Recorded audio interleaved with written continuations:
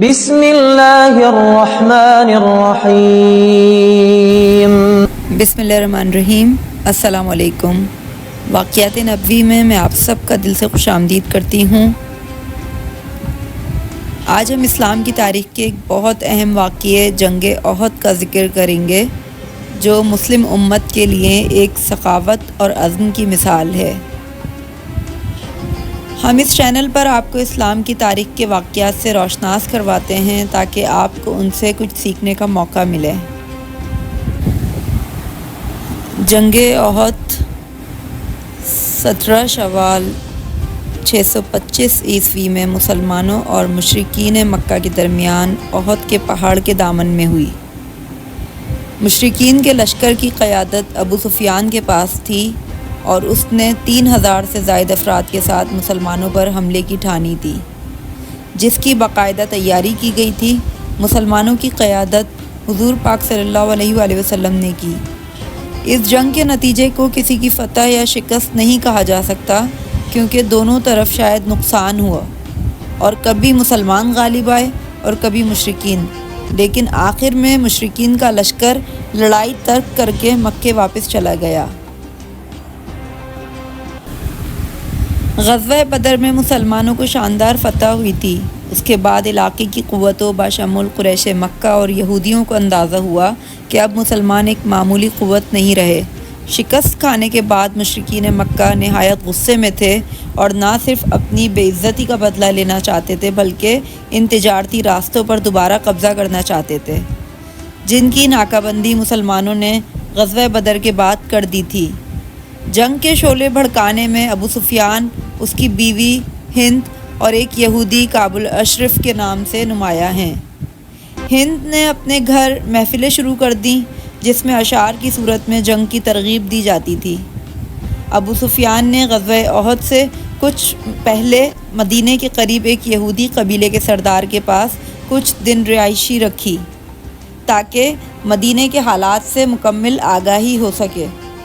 ابو جہل غزوہ بدر میں مارا گیا تھا، جس کے بعد قریش کی سرداری ابو سفیان کے پاس تھی، جس کی قیادت میں مکے کے دارالندو میں ایک اجلاس میں فیصلہ ہوا کہ جس جنگ کی تیاری کی جائے، اس مقصد کے لیے مال و دولت بھی اکٹھا کی گئی۔ جنگ کی بھرپور تیاری کی گئی۔ 3000 سے کچھ زائد سپاہی، جن میں سے 700 زدہ پوش تھے، تیار ہو گئے۔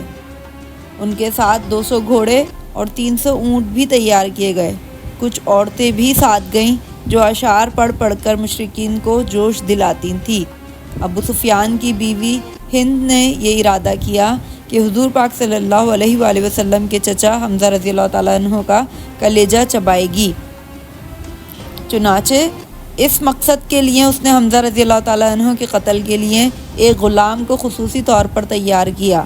بالآخر مارچ 625 عیسوی میں یہ فوج مسلمانوں کا مقابلہ کرنے کے لیے روانہ ہو گئی۔ حضور اقدس صلی اللہ علیہ وآلہ وسلم قباء سے مدینہ منورہ پہنچے اور صحابہ کرام رضی اللہ تعالیٰ عنہ سے قریشی لشکر کے مقابلے کے سلسلے میں مشورہ کیا۔ حضور اکرم صلی اللہ علیہ وآلہ وسلم کی رائے یہ تھی کہ قریش پر شہر سے باہر حملہ کرنے کے بجائے شہر میں رہ کر اپنا دفاع کیا جائے۔ چنانچہ آپ صلی اللہ علیہ وآلہ وسلم نے فرمایا، اگر تمہاری رائے ہو تو تم مدینہ منورہ میں رہ کر ہی مقابلہ کرو۔ ان لوگوں کو وہیں رہنے دو جہاں وہ ہیں۔ اگر وہ وہاں پڑے رہتے ہیں تو وہ جگہ ان کے لیے بدترین ثابت ہوگی، اور اگر ان لوگوں نے شہر میں آ کر ہم پر حملہ کیا تو ہم شہر میں ان سے جنگ کریں گے، اور شہر کے پیچ و خم کو ہم ان سے زیادہ جانتے ہیں۔ آپ صلی اللہ علیہ وآلہ وسلم نے جو رائے دی تھی، تمام بڑے صحابہ کرام کی بھی وہی رائے تھی۔ منافقوں کے سردار عبداللہ ابن ابی نے یہی مشورہ دیا کہ یہ شخص ظاہر میں مسلمان تھا اور اپنے لوگوں کا سردار تھا۔ دوسری طرف کچھ پرجوش نوجوان صحابہ اور پختہ عمر کے صحابہ یہ چاہتے تھے کہ شہر سے نکل کر دشمن کا مقابلہ کیا جائے۔ یہ مشورہ دینے والوں میں زیادہ وہ لوگ تھے جو غزوہ بدر میں شریک نہیں ہو سکے تھے اور انہیں اس کا بہت افسوس تھا۔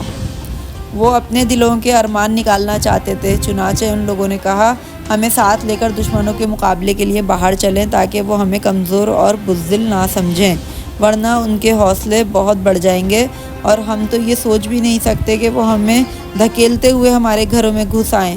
اور اے اللہ کے رسول، جو شخص بھی ہمارے علاقے میں آیا ہم سے شکست کھا کر گیا ہے۔ اب تو آپ ہمارے درمیان موجود ہیں، اب دشمن سے کیسے ہم پر غالب آ سکتا ہے؟ حضرت حمزہ رضی اللہ تعالیٰ عنہ نے بھی ان کی تائید کی۔ آخر آپ صلی اللہ علیہ وآلہ وسلم نے ان کی بات مان لی۔ پھر آپ صلی اللہ علیہ وآلہ وسلم نے جمعے کی نماز پڑھائی اور لوگوں کے سامنے وعظ فرمایا۔ انہیں حکم دیا، مسلمانوں، پوری تندہی اور ہمت کے ساتھ جنگ کرنا۔ اگر تم لوگوں نے صبر سے کام لیا تو اللہ تعالیٰ تمہیں فتح اور کامرانی عطا فرمائیں گے۔ اب دشمن کے سامنے جا کر لڑنے کی تیاری کرو۔ لوگ یہ حکم سن کر خوش ہو گئے۔ اس کے بعد آپ صلی اللہ علیہ وآلہ وسلم نے سب کے ساتھ عصر کی نماز پڑھی۔ اسی وقت تک ارد گرد کے لوگ بھی آ گئے۔ پھر آپ حضرت ابو بکر صدیق رضی اللہ تعالیٰ عنہ اور حضرت عمر رضی اللہ تعالیٰ عنہ کے ساتھ گھر میں تشریف لے گئے۔ ان دونوں نے آپ صلی اللہ علیہ وآلہ وسلم کے سر پر امامہ باندھا اور جنگی لباس پہنایا۔ باہر لوگ آپ صلی اللہ علیہ وآلہ وسلم کا انتظار کر رہے تھے اور صفیں باندھے کھڑے تھے۔ اسی وقت حضرت سعد بن معاذ اور حضرت اسید بن حضیر رضی اللہ تعالیٰ عنہ نے مسلمانوں سے کہا، رسول اللہ صلی اللہ علیہ وآلہ وسلم کی مرضی شہر میں رہ کر لڑنے کی تھی، تم لوگوں نے انہیں باہر نکلنے پر مجبور کر دیا، بہتر ہوگا تم اب بھی اس معاملے کو ان پر چھوڑ دو۔ حضور پاک صلی اللہ علیہ وآلہ وسلم جو بھی حکم دیں گے، ان کی جو بھی رائے ہوگی بھلائی اسی میں ہوگی، اسی لیے حضور اکرم صلی اللہ علیہ وآلہ وسلم کی فرما برداری کرو۔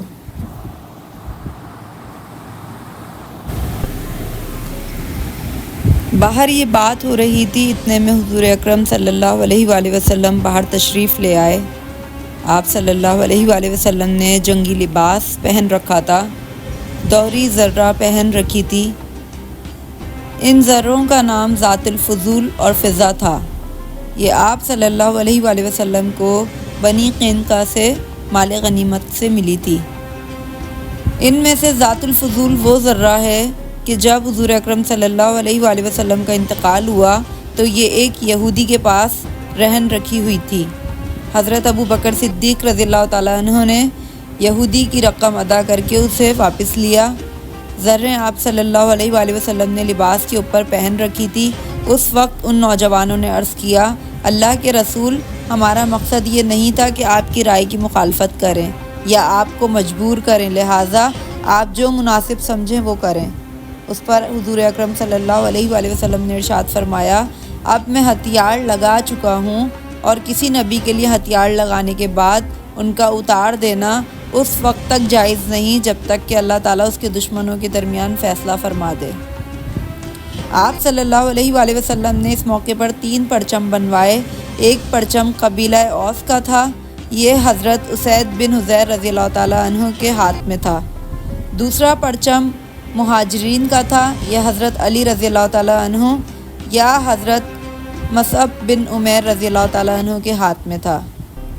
تیسرا پرچم قبیلہ خزرج کا تھا، یہ حباب بن منظر رضی اللہ تعالیٰ عنہ یا حضرت سعد بن عبادہ رضی اللہ تعالیٰ عنہ کے ہاتھ میں تھا۔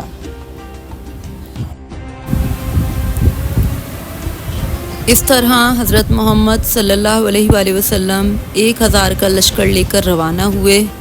لشکر میں آپ صلی اللہ علیہ وآلہ وسلم کے آگے سعد بن معاذ اور سعد بن عبادہ رضی اللہ تعالیٰ عنہ چل رہے تھے۔ یہ دونوں قبیلہ اوس اور خزرج کے سردار تھے۔ آپ صلی اللہ علیہ وآلہ وسلم نے مدینہ منورہ میں ایک نابینا صحابی حضرت عبداللہ بن ام مکتوم رضی اللہ تعالیٰ عنہ کو اپنا قائم مقام مقرر فرمایا۔ مدینہ منورہ سے کوچ کر کے آپ صلی اللہ علیہ وآلہ وسلم سنیا کے مقام پر پہنچے۔ شیخین پھر دو یہاں پہاڑوں سے کا نام روانہ تھا۔ ہو کر یہاں آپ صلی شیخین اللہ کے علیہ مقام وآلہ پر وسلم نے پہنچے۔ لشکر کا معائنہ فرمایا اور کم عمر نوجوانوں کو واپس بھیج دیا۔ یہ ایسے نوجوان تھے جو ابھی 15 سال کے نہیں ہوئے تھے۔ ان کم سن مجاہدوں میں رافع بن خدیج اور سمرہ بن جندب رضی اللہ تعالیٰ عنہ بھی تھے، لیکن پھر آپ صلی اللہ علیہ وآلہ وسلم نے رافع رضی اللہ تعالیٰ عنہ کو جنگ میں حصہ لینے کی اجازت دے دی۔ یہ دیکھ کر حضرت سمرہ بن جندب رضی اللہ تعالیٰ عنہ نے کہا آپ نے رافع کو اجازت دے دی جبکہ مجھے واپس جانے کا حکم فرمایا، حالانکہ میں رافع سے زیادہ طاقتور ہوں۔ اس پر آپ صلی اللہ علیہ وآلہ وسلم نے فرمایا اچھا تو پھر تم دونوں میں کشتی ہو جائے۔ دونوں میں کشتی کا مقابلہ ہوا۔ سمرہ بن جندب رضی اللہ تعالیٰ عنہ نے رافع بن خدیج رضی اللہ تعالیٰ عنہ کو پچھاڑ دیا۔ اس طرح انہیں بھی جنگ میں حصہ لینے کی اجازت ہو گئی۔ آپ صلی اللہ علیہ وآلہ وسلم فوج کے معائنے سے فارغ ہوئے تو سورج غروب ہو گیا۔ حضرت زبیر رضی اللہ تعالیٰ عنہ نے اذان دی، آپ صلی اللہ علیہ وآلہ وسلم نے نماز پڑھائی، پھر عشاء کی نماز ادا کی گئی۔ نماز کے بعد آپ صلی اللہ علیہ وآلہ وسلم آرام فرمانے کے لیے لیٹ گئے۔ رات کے وقت پہرا دینے کے لیے آپ صلی اللہ علیہ وآلہ وسلم نے 50 مجاہدوں کو مقرر کیا۔ ان کا سالار حضرت محمد بن مسلمہ رضی اللہ تعالیٰ عنہ کو مقرر فرمایا۔ یہ تمام رات اسلامی لشکر کے گرد پہرا دیتے رہے۔ رات کے آخری حصے میں آپ صلی اللہ علیہ وآلہ وسلم نے شیخین سے کوچ فرمایا اور صبح کی نماز کے وقت احد پہاڑ کے قریب پہنچ گئے۔ سفر کے دوران اسلامی لشکر نے جہاں پڑاؤ ڈالا اس مقام کا نام شعود تھا۔ آپ صلی اللہ علیہ وآلہ وسلم نے یہاں فجر کی نماز ادا فرمائی۔ اس وقت لشکر میں عبداللہ بن ابی بن سلول بھی تھا، یہ منافق تھا۔ اس کے ساتھ 300 جوان تھے، یہ سب کے سب منافق تھے۔ اس مقام پر پہنچ کر عبداللہ بن ابی نے کہا آپ نے میری بات نہیں مانی اور ان 9 عمر لڑکوں کا مشورہ مانا، حالانکہ ان کا مشورہ کوئی مشورہ ہی نہیں ہے۔ اب خود ہی ہماری رائے کے بارے میں اندازہ ہو جائے گا، ہم بلا وجہ کیوں جانے دیں، اس لیے ساتھیوں واپس چلو۔ اس طرح یہ لوگ واپس لوٹ گئے۔ اب حضور اکرم صلی اللہ علیہ وآلہ وسلم کے ساتھ صرف 700 صحابہ رہ گئے۔ اس روز مسلمانوں کے پاس صرف 2 گھوڑے تھے، ان میں سے ایک حضرت محمد مصطفیٰ صلی اللہ علیہ وآلہ وسلم کا تھا اور دوسرا ابو بردہ رضی اللہ تعالیٰ عنہ کا تھا۔ شعود کے مقام سے چل کر آپ صلی اللہ علیہ وآلہ وسلم نے احد کی گھاٹی پر پڑاؤ ڈالا۔ آپ صلی اللہ علیہ وآلہ وسلم نے پڑاؤ ڈالتے وقت اس بات کا خیال رکھا کہ پہاڑ آپ کی پشت کی طرف رہے۔ اس جگہ رات بسر کی گئی۔ پھر حضرت بلال رضی اللہ تعالیٰ عنہ نے صبح کی اذان دی۔ صحابہ کرام رضی اللہ تعالیٰ عنہ نے صفیں قائم کی اور آپ صلی اللہ علیہ وآلہ وسلم نے انہیں نماز پڑھائی۔ نماز کے بعد حضور اکرم صلی اللہ علیہ وآلہ وسلم نے مسلمانوں کو خطبہ دیا۔ اس میں جہاد کے بارے میں ارشاد فرمایا۔ جہاد کے علاوہ حضور اکرم صلی اللہ علیہ وآلہ وسلم نے حلال روزی کمانے کے بارے میں بھی نصیحت فرمائی اور فرمایا جبرائیل علیہ السلام نے میرے دل میں یہ وحی ڈالی ہے کہ کوئی شخص اس وقت تک نہیں مرے گا جب تک کہ وہ اپنے حصے کے رزق کا ایک ایک دانہ حاصل نہیں کر لیتا، چاہے کچھ دیر میں حاصل ہو مگر اس میں کوئی کمی واقع نہیں ہو سکتی۔ اس لیے اپنے پروردگار سے ڈرتے رہو اور رزق کی طلب میں نیک راستے اختیار کرو۔ ایسا ہرگز نہیں ہونا چاہیے کہ رزق میں دیر لگنے کی وجہ سے تم اللہ کی نافرمانی حاصل کرنے لگو۔ آپ صلی اللہ علیہ وآلہ وسلم نے یہ بھی ارشاد فرمایا ایک مومن کا دوسرے مومن سے ایسا ہی رشتہ ہے جیسے سر اور بدن کا رشتہ ہوتا ہے۔ اگر سر میں تکلیف ہو تو سارا بدن درد سے کانپ اٹھتا ہے۔ اس کے بعد دونوں لشکر آمنے سامنے آ کھڑے ہوئے۔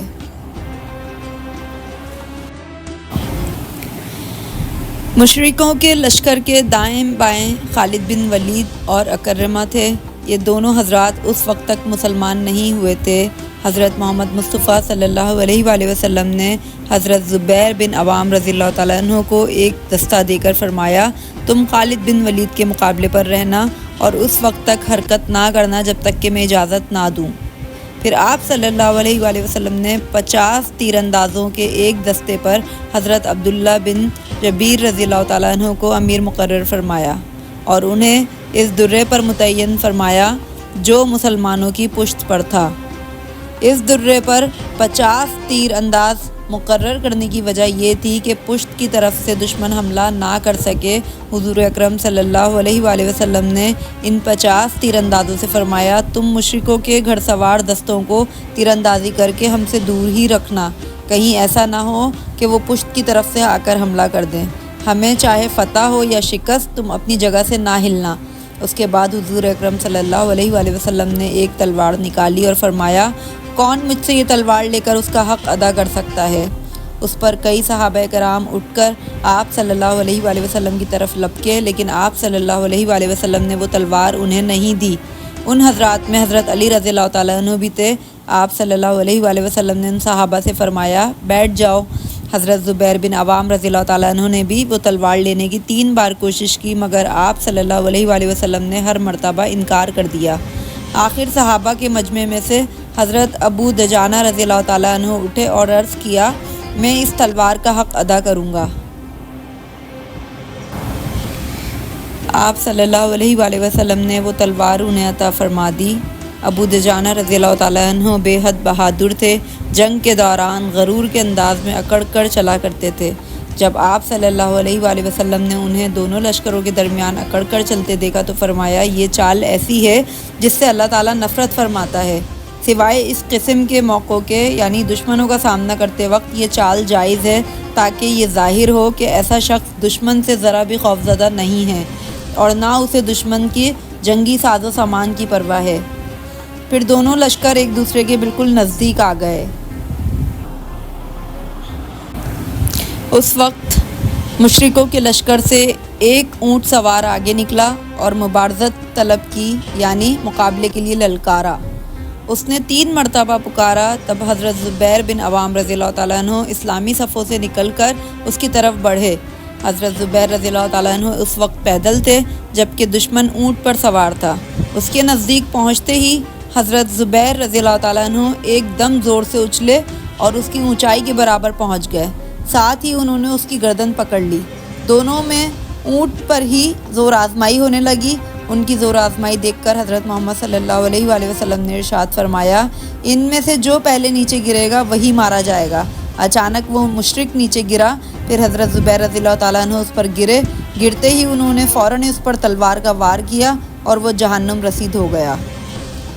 حضرت محمد صلی اللہ علیہ وآلہ وسلم نے حضرت زبیر رضی اللہ تعالیٰ عنہ کی تعریف ان الفاظ میں بیان فرمائی، ہر نبی کا ایک حواری یعنی خاص ساتھی ہوتا ہے اور میرے حواری زبیر ہیں۔ پھر آپ صلی اللہ علیہ وآلہ وسلم نے ارشاد فرمایا اگر اس مشرک کے مقابلے کے لیے زبیر نہ نکلتے تو میں خود نکلتا۔ اس کے بعد مشرکوں کی صفوں میں سے ایک اور شخص نکلا، اس کا نام طلحہ بن ابو طلحہ تھا، یہ قبیلہ عبد الدار سے تھا، اس کے ہاتھ میں پرچم تھا۔ اب اس نے مبارزت طلب کی، اس نے بھی کئی بار مسلمانوں کو للکارا، تب حضرت علی رضی اللہ تعالیٰ عنہ مسلمانوں کی صفوں میں سے نکل کر اس کے سامنے پہنچ گئے۔ اب ان دونوں میں مقابلہ ہوا، دونوں نے ایک دوسرے پر تلوار کے وار کیے۔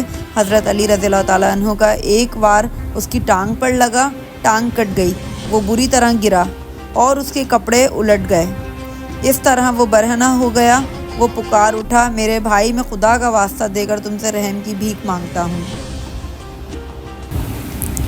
جنگ کا آغاز مشرکین کی طرف سے ہوا تھا جب ابو عامر نے تیر اندازی کی۔ اس مرحلے پر 9 افراد مشرکین کی طرف سے آئے جو سب قتل ہوئے۔ دوسرے مرحلے میں مشرکین مکہ نے اکٹھا بھرپور حملہ کر دیا۔ اسی دوران ان کی کچھ عورتیں ان کو اشعار سے اشتعال دلا رہی تھیں تاکہ وہ غزوہ بدر کی عبرتناک شکست کا داغ دھو سکیں۔ ابتدا کی زبردست جنگ میں مسلمانوں نے مشرکین کے کئی لوگوں کو قتل کیا، جس پر مشرکین فرار ہونے لگے۔ مسلمان یہ سمجھے کہ وہ جنگ جیت گئے ہیں، چنانچہ درہ عینین پر تعینات اصحاب نے حضور اکرم صلی اللہ علیہ وآلہ وسلم کی یہ ہدایت فراموش کر دی کہ درہ کسی قیمت پر نہیں چھوڑنا، اور درہ چھوڑ کر میدان میں مال غنیمت اکٹھا کرنا شروع کر دیا۔ صرف 10 افراد درہ پر رہ گئے۔ خالد بن ولید جو اس وقت مسلمان نہیں ہوئے تھے، انہوں نے موقع غنیمت جانتے ہوئے کوہ احد کا چکر لگا کر درہ پر قبضہ کر لیا اور مسلمانوں پر ایک دم پیچھے سے وار کر دیا۔ اسی اثناء میں یہ افواہ گرم ہوئی کہ حضرت محمد مصطفیٰ صلی اللہ علیہ وآلہ وسلم شہید کر دیے گئے ہیں۔ یہ سن کر اکثر اصحاب نے ہمت ہار دی اور راہ فرار اختیار کی۔ کچھ لوگ میدان جنگ سے فرار ہو گئے اور تیسرے دن واپس آئے۔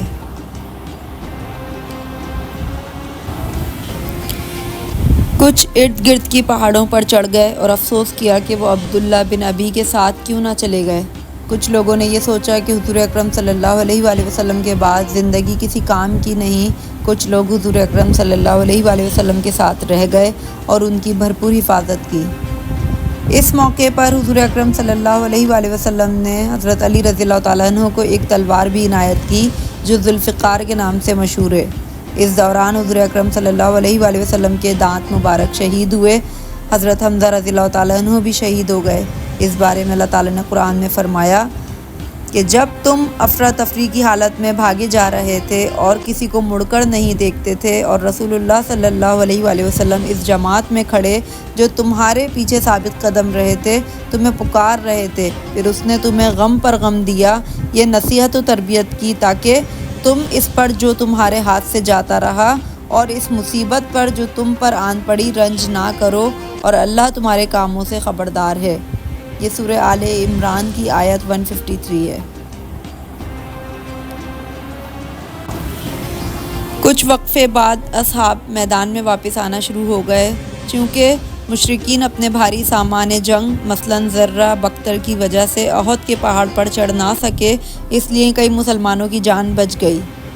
ابو سفیان کی بیوی ہند اور اس کے ساتھ کچھ لوگوں نے مسلمان شہداء کے ناک اور کان کاٹے، اور ہند نے حضرت حمزہ رضی اللہ تعالیٰ عنہ کا کلیجہ نکال کر چبایا، جس کا حضور اکرم صلی اللہ علیہ وآلہ وسلم کو بے حد رنج رہا۔ کچھ مسلمانوں کے واپس آنے اور یہ معلوم ہونے کے بعد کہ حضور اکرم صلی اللہ علیہ وآلہ وسلم شہید نہیں ہوئے، مشرکین نے جنگ سے مکے کی طرف واپسی اختیار کی۔ بعض لوگ اس جنگ کو مسلمانوں کی شکست خیال کرتے ہیں اور بعض کے خیال کے مطابق اس کا کوئی ٹھوس نتیجہ نہیں نکلا۔ بہرحال یہ واضح ہو گیا کہ حضور اکرم صلی اللہ علیہ وآلہ وسلم کی ہدایت کو فراموش کرنے یا عسکری نظم و ضبط کو ترک کرنے کا یہ نتیجہ نکال سکتے ہیں کہ اگر درہ عینین پر تعینات لوگ درہ نہ چھوڑتے تو مسلمان فتح ہو چکے ہوتے۔ اس جنگ میں 70 مسلمان شہید ہوئے جبکہ 27 مشرکین ہلاک ہوئے۔ مسلمانوں نے اپنے شہداء کو وہیں پر دفن کیا۔ اس غزوے میں کسی حد تک شکست ایک تعمیری شکست ثابت ہوئی، کیونکہ مسلمانوں کو کچھ سبق ملے جو اگلی جنگوں میں کام آئے۔ مسلمانوں کو اپنی غلطیوں کو دیکھنے کا موقع ملا۔ خدا نے قرآن میں یقین دلایا کہ حزن و ملال نہ کرو، کیونکہ بالآخر مومنین ہی غالب آئیں گے۔ جنگ احد کا یہ واقعہ ہمیشہ ہمیں یہ یاد دلاتا ہے کہ مسلمان کبھی حوصلہ نہیں ہارتے۔ یہ صرف ایک جنگ نہیں تھی بلکہ ایمان، صبر اور اطاعت کا امتحان تھی۔ اس واقعے سے ہمیں یہ سبق ملتا ہے کہ جب ہم اپنے مقصد کے لیے اللہ اور رسول اللہ صلی اللہ علیہ وآلہ وسلم کے حکم پر پورا یقین اور استقام سے عمل کرتے ہیں تو ہر مشکل کا سامنا کیا جا سکتا ہے۔ مسلمانوں نے اس جنگ میں نقصان اٹھایا، لیکن اس سے ہمیشہ یاد رکھنے والی حکمت اور نصیحت ملی۔ یہ واقعہ ہمیں آج بھی یہ پیغام دیتا ہے کہ اپنی زندگی میں بھی حوصلہ اور صبر کے ساتھ ہر مشکل کا سامنا کرنا چاہیے اور اللہ کے حکم اور رسول اللہ صلی اللہ علیہ وآلہ وسلم کی اطاعت کو اپنا راستہ بنانا چاہیے۔ اگر آپ کو یہ واقعہ پسند آیا تو ہمارے چینل کو سبسکرائب کرنا نہ بھولیں اور بیل آئیکن ضرور دبائیں تاکہ آپ کو ہماری نئی ویڈیوز کی اپڈیٹ ملتی رہیں۔ آپ کی قیمتی فیڈ بیک کا انتظار رہے گا۔ جزاک اللہ۔ اسی کے ساتھ اپنا خیال رکھیے گا، مجھے اور میری فیملی کو دعاؤں میں ضرور یاد رکھیے گا۔ تب تک کے لیے اللہ تعالی ہم سب کا حامی و ناصر ہو۔ اللہ حافظ۔